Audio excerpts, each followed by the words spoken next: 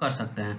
लगभग इसका यूज है वो हर जगह ही है, ठीक है। जैसे कि आप लोग देख सकते होंगे आज इलेक्ट्रिसिटी नहीं है, इलेक्ट्रिसिटी नहीं होने के कारण बहुत ही असुविधाएं का हम लोग सामना करना पड़ता है, ठीक है।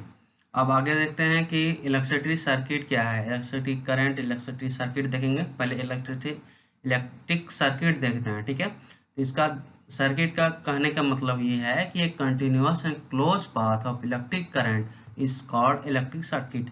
तो इलेक्ट्रिक करंट एक क्लोज पाथ क्या होता है, इसको आगे हम लोग देखेंगे। पहले सिर्फ यहाँ पे इतना ही ध्यान रखिए कि एक कंटिन्यूअस और क्लोज पाथ, करंट मतलब लगातार, और एक बंद पाथ जो उसका इलेक्ट्रिक करंट का है उसी को इलेक्ट्रिक सर्किट बोलते हैं, ठीक है। इलेक्ट्रिक सर्किट को ब्रोक किया जा सकता है एनीवेयर, अगर हम लोग स्विच लगा दें, ठीक है, तो उसको हम तोड़ सकते हैं, ठीक है।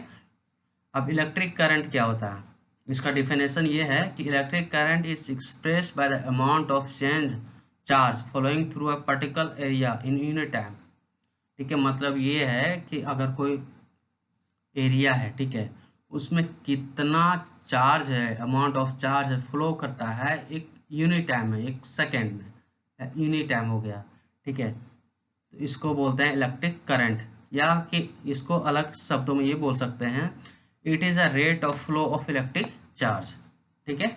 इसको ये भी बोल सकते हैं कितना रेट से इलेक्ट्रिक चार्ज फ्लो कर रहा है कोई भी ऑब्जेक्ट में या कोई भी चीजों में, ठीक है। अब इसमें देखते हैं कि electron were not known at the time phenomenon electricity was first observed. मतलब जब इलेक्ट्रिसिटी का इजाद हुआ था तो इलेक्ट्रॉन का हम लोग को पता ही नहीं था, ठीक है, किसी को पता नहीं था।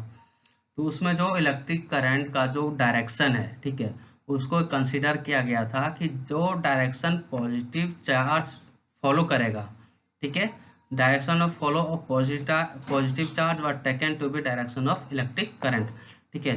अगर जिस डायरेक्शन में हम लोग पॉजिटिव चार्ज फॉलो करेगा, जिस डायरेक्शन में पॉजिटिव चार्ज जाएगा, ठीक है, वही हो गया इलेक्ट्रिक करंट का डायरेक्शन। अब इसमें देखिए जब इलेक्ट्रिक करंट का इजाद हुआ, ठीक है, इलेक्ट्रॉन का इजाद हुआ, तो उसमें ये हो गया कि in the electric circuit the direction of electric current is taken as opposite to the direction of flow of electrons which is negative charge. मतलब कि अगर इलेक्ट्रॉन जो कि नेगेटिव चार्ज पोसेस करता है, अगर जिस डायरेक्शन में वो जा रहा है, तो उसका उल्टा साइड जो इलेक्ट्रिक करंट फ्लो करेगा, ठीक है। तो दोनों जो बातें हैं वो सेम है, मतलब, ठीक है।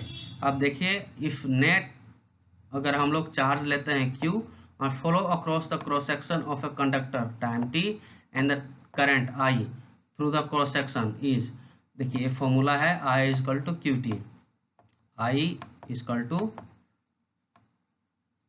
Q बाय T, ठीक है, I equal to Q by T, ये रहा। इसको आगे लिख सकते हैं Q इक्वल टू IT, ठीक है। इसको क्रॉस मल्टीप्लाई कीजिएगा तो Q इक्वल टू IT आएगा, ठीक है।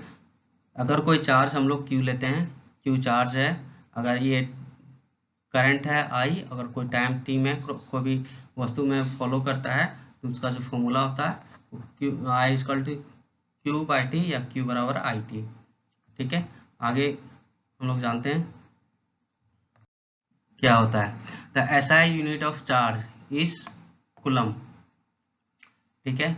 जो चार्ज है I है, I को चार्ज बोलते हैं, तो इसका जो SI यूनिट होता है वो कूलम होता है, which is equivalent to the charge contain in nearly 6 × 10⁸ electron. अगर जो चार्ज है, ठीक है, इसका जो पावर होता है वो नियरली 6 × 10⁸ इलेक्ट्रॉन्स के बराबर होता है। इसको ध्यान रखिएगा, ये बहुत ही यूजफुल है। We know the electron possess negative charge of 1.6 × 10⁻19 coulomb. मतलब एक इलेक्ट्रॉन है, ठीक है, एक नेगेटिव, ठीक है, we know the electron possess negative charge, मतलब कि एक इलेक्ट्रॉन है वो 1.6 × 10⁻19 कूलम का चार्ज रखता है। और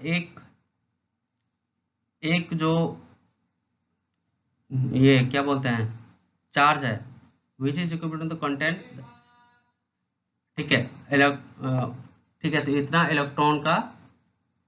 इलेक्ट्रॉन रखता है, ठीक है, which equivalent to the change charge contain in the nearly, मतलब एक कूलम जो है इतना इलेक्ट्रॉन के बराबर होता है, और एक इलेक्ट्रॉन होता है वो इतना के बराबर होता है, इसको ध्यान रखिएगा, ठीक है।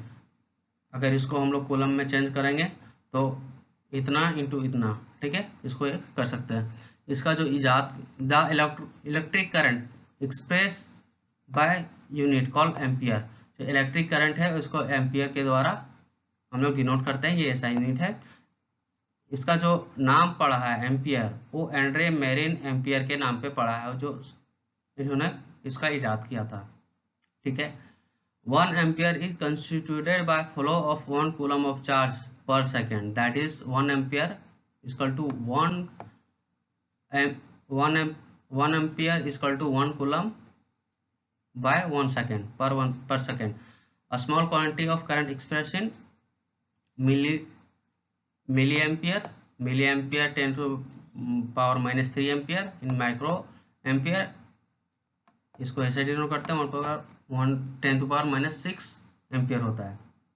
मतलब ये कि 1 एम्पियर होता है, अगर उसको बोलेंगे क्या होता है तो 1 एम्पियर 1 कूलम चार्ज को 1 सेकंड तक अगर किसी चीज में फ्लो करते हैं तो उसी को 1 एम्पियर बोलते हैं, ठीक है। तो इसका जो फॉर्मूला है 1 ampere equal to 1 coulomb by 1 second, ठीक है, ये मिली एम्पियर होता है, ठीक है, 10 to power minus 3 ampere, micro ampere होता है 10 to power minus 6 ampere. An instrument called ampere measure electric current series in the circuit through which to be measurement, ठीक है। मतलब ये है कि जो एम्पियर है वो करंट को मेजर करता है, ठीक है। अब आगे देखते हैं आगे क्या बोला गया है। When a steady, जो ड्रिफ्ट स्पीड है उसको क्या बोलता है। When a steady current flow through a conductor, the electron in it move with a certain average is drift speed।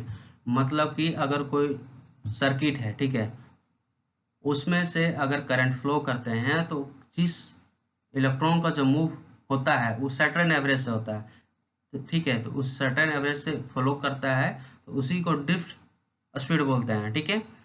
One can calculate drift speed of electron for typing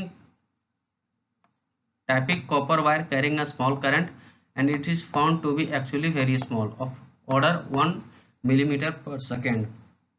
मतलब ये बोल रहा है कि कोई भी इसको कैलकुलेट कर सकता है कॉपर वायर में करंट फ्लो करके एक मीटर तक 1 सेकेंड के लिए, ठीक है, तो उसको हम लोग मेजर कर सकते हैं।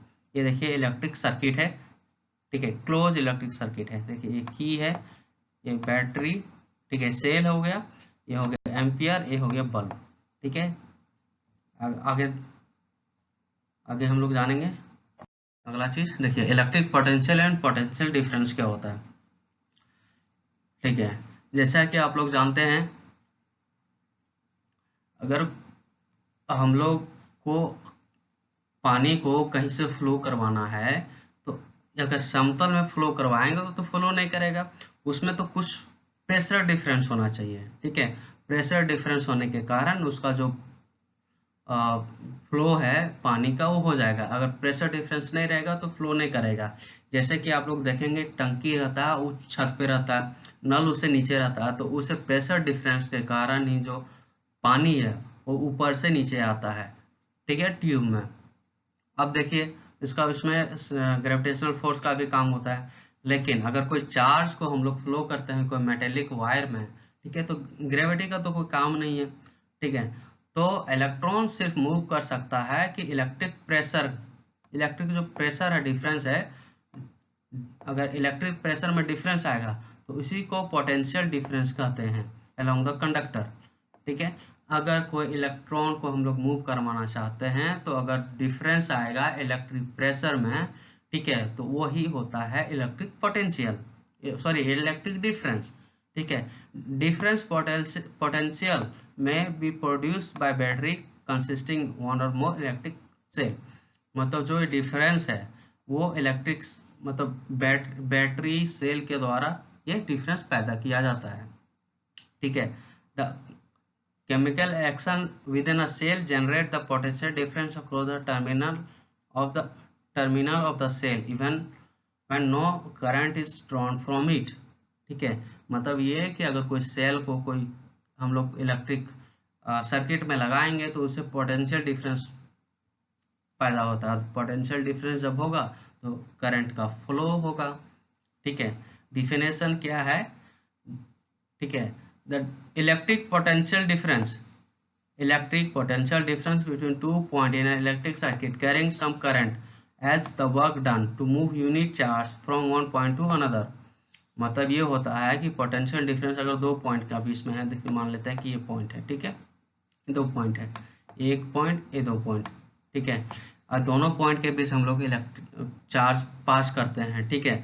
तो इसमें सब करंट होता है। सब कुछ करंट को हम लोग यहाँ से यहाँ तक ले जाने में, ठीक है, एक यूनिट चार्ज होता है। अगर एक कूलम मान ले, अगर कोई एक यूनिट है, एक यूनिट चार्ज को अगर यहाँ से यहाँ तक मूव कराने में जितना वर्क डन होता है उसी को हम लोग बोलते हैं पोटेंशियल डिफरेंस। ठीक है। तो potential difference between two point क्या होगा? Work done by charge. ठीक है। तो इसका फॉर्मूला होता है, चार्ज को आप लोग जानते हैं क्यू से डिनोट करते हैं, वर्क डन डब्ल्यू, और पोटेंशियल डिफरेंस को वी से डिनोट करते हैं। तो इसका फॉर्मूला हो गया V equal to W by Q. ठीक है। तो ऐसा यूनिट क्या होता है पोटेंशियल डिफरेंस का? वो होता है वोल्ट। ठीक है। उसको V से डिनोट करते हैं। इसका जो नेम है वो वोल्ट, जैसे देखिए नाम लास्ट में है एलिसनैंड्रो। ठीक है। ये इसका वोल्ट जो लास्ट में लगा हुआ है इसी का नाम इस पे पड़ गया। ये इटली का था। ठीक है। Italian physicist. ठीक है। अब आगे देखते हैं। 1 volt is the potential difference between 2 point in a carrying conductor when 1 joule of work done with move of 1 coulomb from the point to other। मतलब ये बोल रहा है कि जो पोटेंशियल डिफरेंस है, ठीक है, दूसरे शब्दों में बोला जा सकता है कि अगर 1 जूल का जो है ना, अगर 1 जूल का काम work done to move 1 charge of coulomb, मतलब 1 जूल मतलब को अगर कोई एक कूलम चार्ज को, ठीक है, एक कूलम चार्ज को मूव करने में कितना उसका ये लगता है, एनर्जी लगता है, तो उसी को इसके दूसरे शब्द में बोल सकते हैं कि 1 volt equal to 1 joule by 1 coulomb. इसको 1 volt equal to 1 joule per coulomb इसको बोलते हैं पोटेंशियल डिफरेंस को, इसे में शब्दों में बोलते हैं। अब आगे देखिए, the potential difference is measure by mean of instrument called voltmeter. ठीक है। हम लोग पोटेंशियल डिफरेंस को कैसे मेजर करेंगे? तो वोल्टमीटर एक इंस्ट्रूमेंट होता है, उसे हम लोग मेजर करते हैं।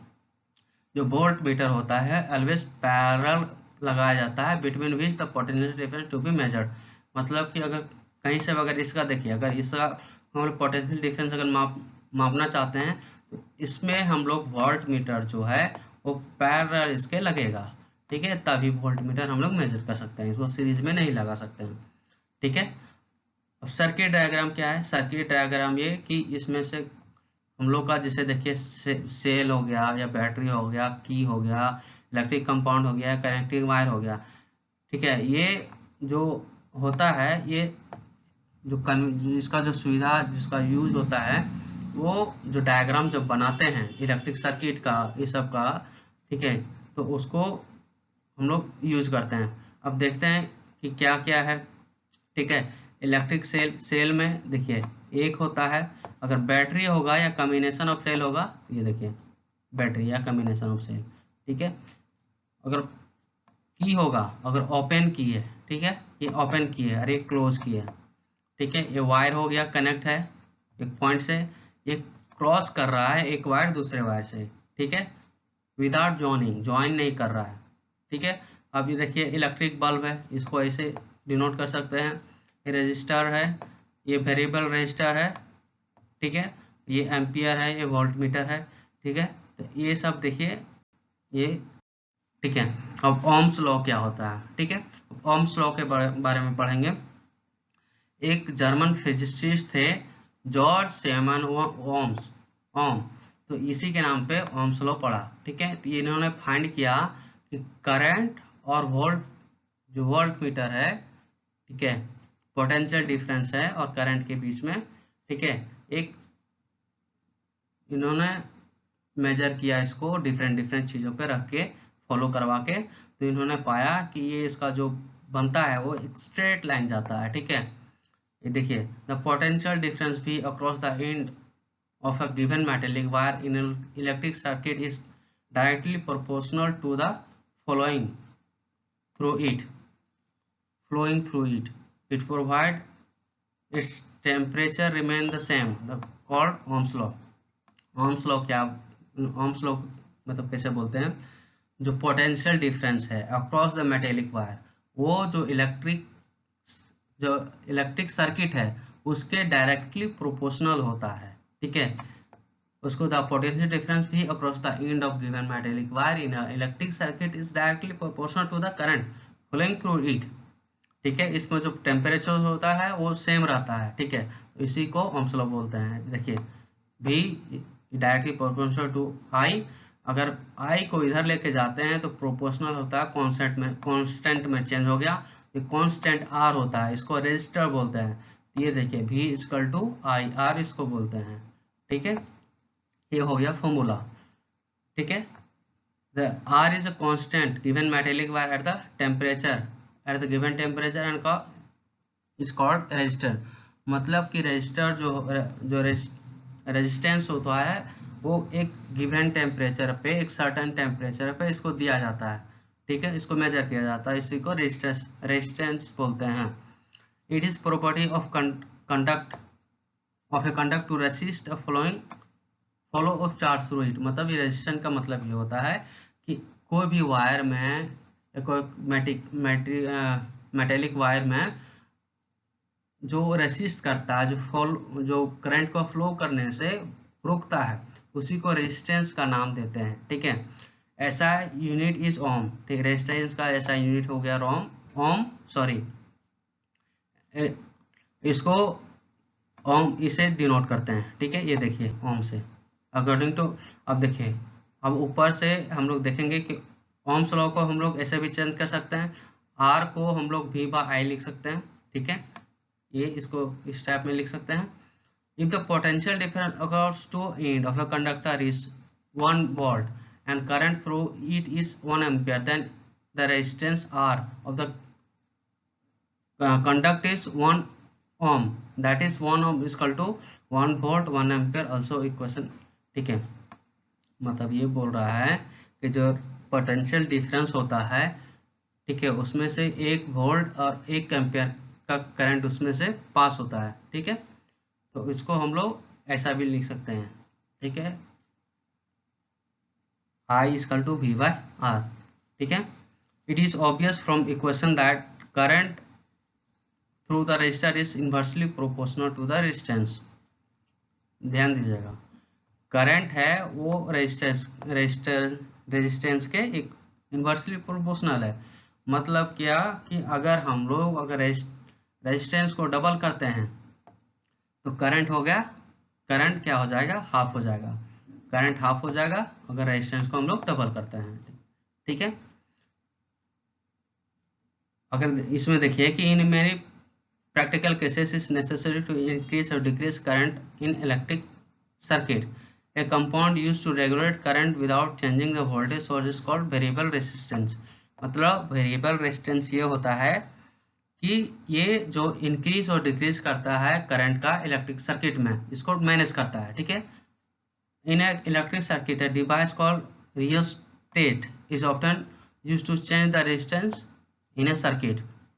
मतलब एक इलेक्ट्रिक सर्किट में एक डिवाइस का नाम होता है रियोस्टेट, ये यूज होता है रेजिस्टेंस को चेंज करने के लिए, ठीक है। रेजिस्टेंस के स्थान पर रियोस्टेट को हम लोग सकते हैं, ठीक है। अब इसमें देखिए क्या electron, however are not completely free to move within a conductor.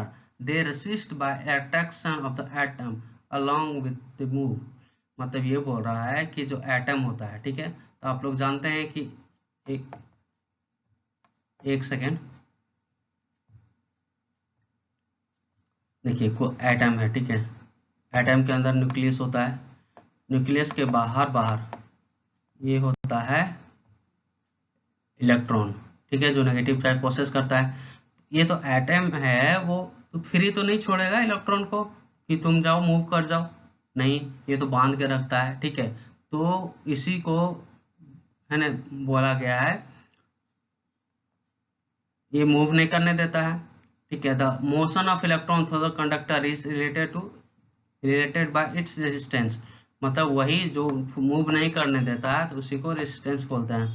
A compound of given size that offer low resistance is a good conductor, मतलब ये बोल रहा है कि कोई कंपाउंड है, ठीक है, अगर उसके पास जो बहुत लो रेजिस्टेंस है तो उसको गुड कंडक्टर बोला जाता है, ठीक है। A conductor having some applicable resistance is called resistor, ठीक है।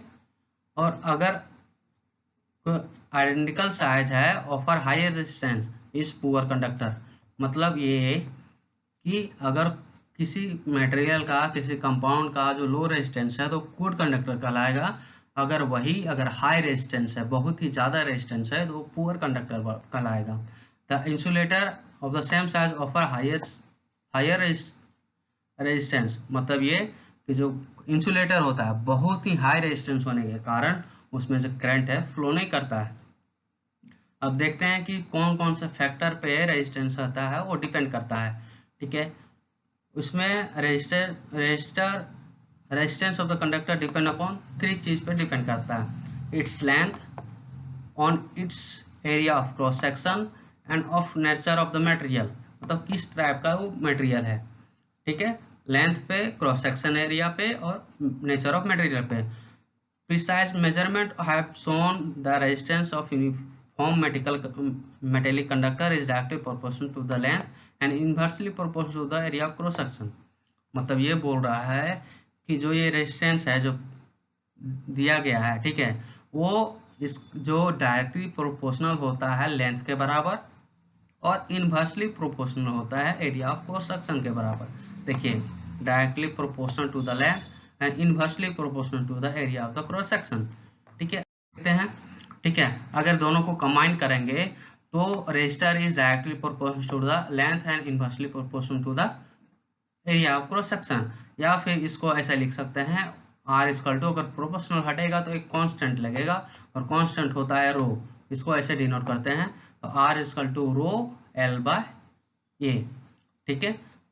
आर क्रॉस सेक्शन है, सॉरी, इसको rho is a constant proportionality and is called electrical resistivity of the material of the conductor, मतलब ये कोई भी कंडक्टर का रेजिस्टिविटी या कोई भी मटेरियल का रेजिस्टिविटी क्या होता है, उसको उसी को रो बोलते हैं, ठीक है, ठीक है। ऐसा यूनिट ऑफ रेजिस्टिविटी इज ओम, ठीक है, इसको रेजिस्टिविटी का जो ऐसा यूनिट है वो ओम होता है, ठीक है। अगर कोई जो the metal and alloy have very low resistivity in the range, मतलब ये बोल रहा है कि मेटल का या एलाव का जो रेजिस्टिविटी है वो 10⁻⁸ ओम टू 10⁻�6 ओम के बीच में लाई करता है। They are good conductor of electricity, मतलब यही कि अगर 10⁸ से 10⁻⁸ से 10⁻�6 तक अगर कोई मेटल का कंडक्टिविटी रेजिस्टिविटी ये करता है, लाई करता है, तो उसको गुड कंडक्टर बोला जाएगा।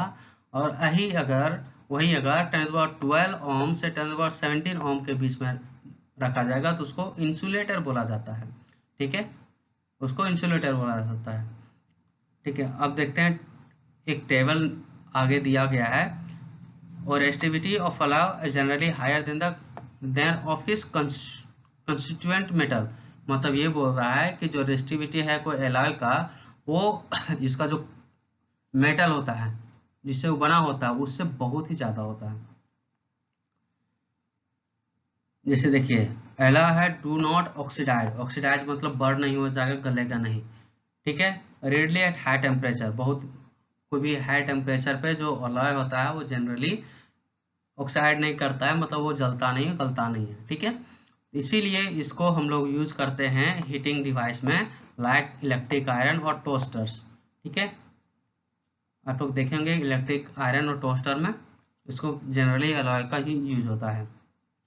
अब देखिए टंगस्टन का जो आप लोग जानते हैं कि टंगस्टन इस यूज होता है फिलामेंट, इलेक्ट्रिक बल्ब का फिलामेंट को बनाने के लिए उसमें लगा होता है। Whereas copper and aluminium are generally use for electric transmission, मतलब जो कॉपर होता है और एल्यूमिनियम होता है वो इलेक्ट्रिक करंट को ट्रांसमिट करता है।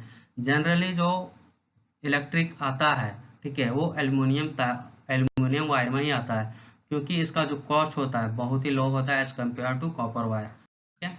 अब ये देखिए इसमें से दिया गया है electric resistivity of some at 20 degree Celsius, ठीक है। सिल्वर का देखिए कितना है 1.60 इंटू 10⁻⁸, कॉपर का 1.62 इंटू 10⁻⁸, एल्यूमिनियम का देखिए, अलॉय का देखिए, अलॉय में कॉपर और निकेल को यूज करते हैं तो 49 इंटू 10⁻⁶ होता है, ठीक है।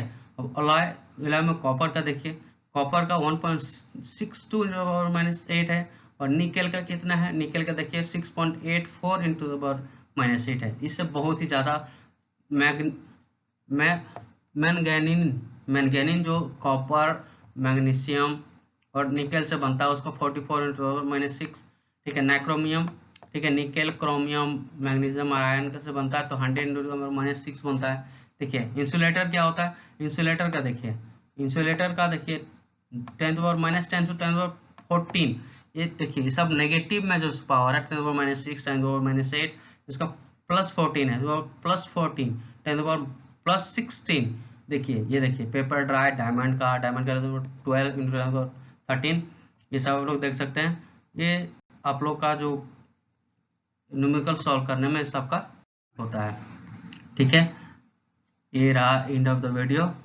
Thank you for listening and subscribe करें, शेयर करें, कमेंट करें, ठीक है, लाइक करें, ठीक है। ये वीडियो अच्छा लगा तो शेयर कर दीजिए, ठीक है। Thank you.